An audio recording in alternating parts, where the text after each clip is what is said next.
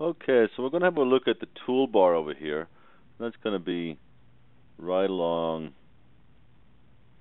to the side of the application. Now the toolbar in Photoshop CS3 changed significantly in that it became a one-column toolbar. And for a lot of people, they tend to like that because it gives you a little bit of extra space on the screen.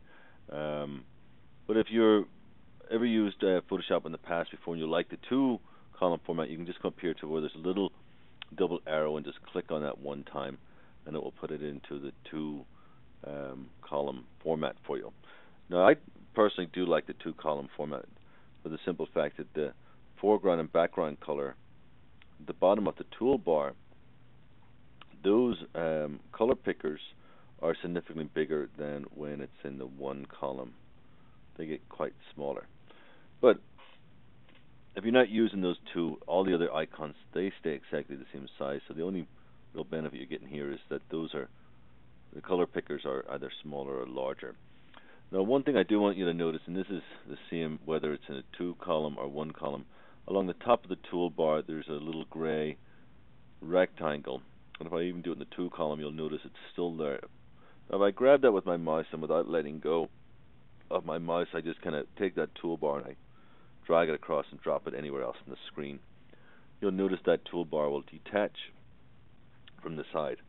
Now, this is something you really want to get used to doing in Photoshop, is moving this toolbar around. You know, if I'm over here working on this horizontal or this twisted text over here, I want to go ahead and bring that toolbar right on over here and use the tools that I need to use right beside it. I don't need to be going over to the other side of the screen to fetch tools every time. Now, as you get more experience with Photoshop, you'll use more of the shortcut keys to access these tools, but you still want to go ahead and move them close over to wherever you're working, you know, so get used to moving those around. And sometimes you'll want the double column because it's handy, and then other times you might just want the single column.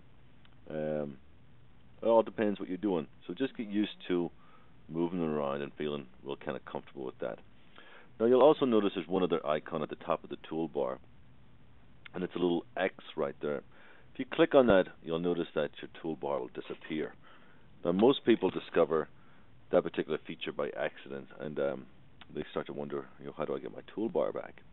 Now, if I go up here to the top where we went earlier to set the workspace, if I look on down on this menu, the next collection are all the palettes. Now, to be honest, I start looking for the toolbar in there all the time because I just kind of assume this is alphabetical and what I'm looking for is going to be in there. But in actual fact, there's a little group right below that that has options and tools. When we talk about the toolbar, we're really talking about these tools right here.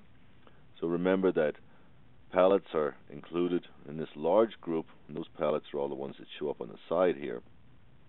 But those are all listed in one group, and then your tools are listed separately. So go ahead and press tools, and you'll see your toolbar comes back here. We can go 2, 1, any way you want. Now I can also pull this over to the side, and you'll notice that this thick blue bar arrives, and that's almost like a little magnetic bar. When I drag over and let go of my mouse, it will connect to the side there, and then I also have those options returned to me again, where we can go 2 and 1, whatever you like. But that's having a quick look at the toolbar. Join me back here, and we'll have a look at how to adjust the palettes, and I'll talk with you in a few moments.